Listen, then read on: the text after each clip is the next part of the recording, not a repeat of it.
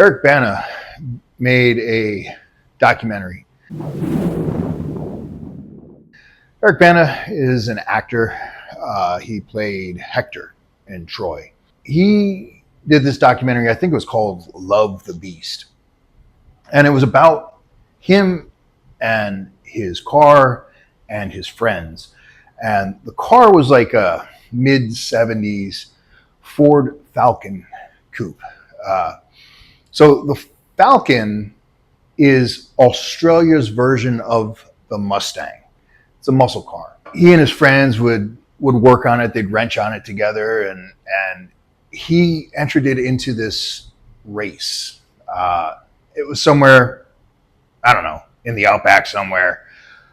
But it was this mid-70s car. It was this old car with old steering geometry and weight distribution and suspension. And he and his friends wrenched under the hood and increased the horsepower on the car. So it was like, originally the car had like 220, 230 horsepower, something like that. And then they put in a new V8 and wrenched on it, and the car now has 600 horsepower. But he entered the race under the classic rule set or whatever, and he kept pretty much the rest of the car stock. Australian cars, well, first of all, muscle cars, late 60s through the 70s, they're kind of junk. They were cheap, fun, thrilling cars, but they were engineered not well. Their steering geometry, as I already mentioned, was terrible. The weight distribution was terrible. So muscle cars in general are not great cars, and they don't handle well. But Australian cars were always about a decade behind American cars. So this Falcon had like drum brakes and leaf spring suspension, and basically the ass end was a lumber truck. So he has this car with massive horsepower and really crappy suspension.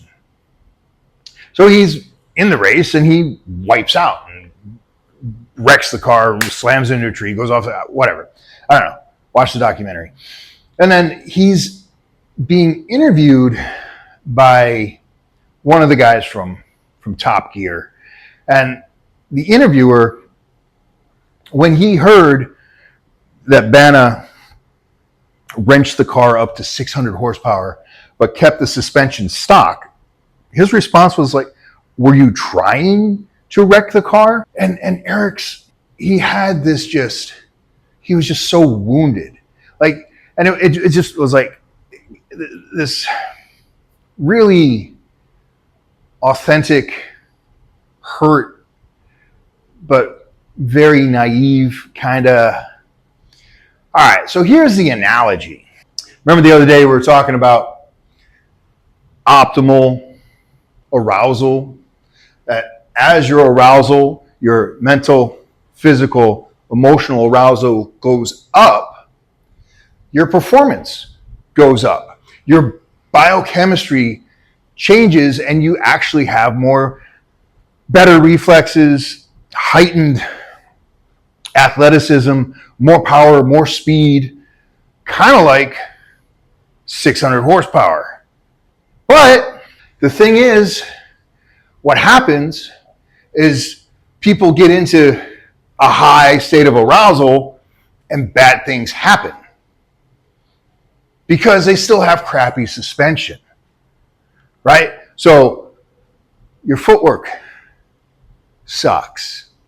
So because your footwork sucks and your skill is not very good and your technique is not very good and your tactics are absent and you're playing the game of shooting in and shooting out instead of actually having a more advanced game plan of switching angles, finding angles, you're at this heightened state of arousal, but you wreck because your skill set, your physical skill set and your mental and your emotional skill set cannot handle the extra juice, right? So whether it's 600 horsepower, or I like to use the nitrous analogy, right? Because kids, everyone grew up on Nas, on the Fast and the Furious. But the takeaway is that it's not that you never hit the Nas. It's that you need to get better tires, better suspension, better driving skills, right?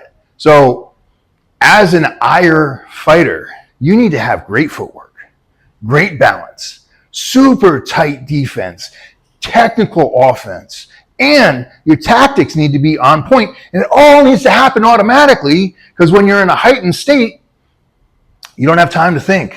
Things just, they go, they happen. But you make sure that the right things happen because you train your ass off.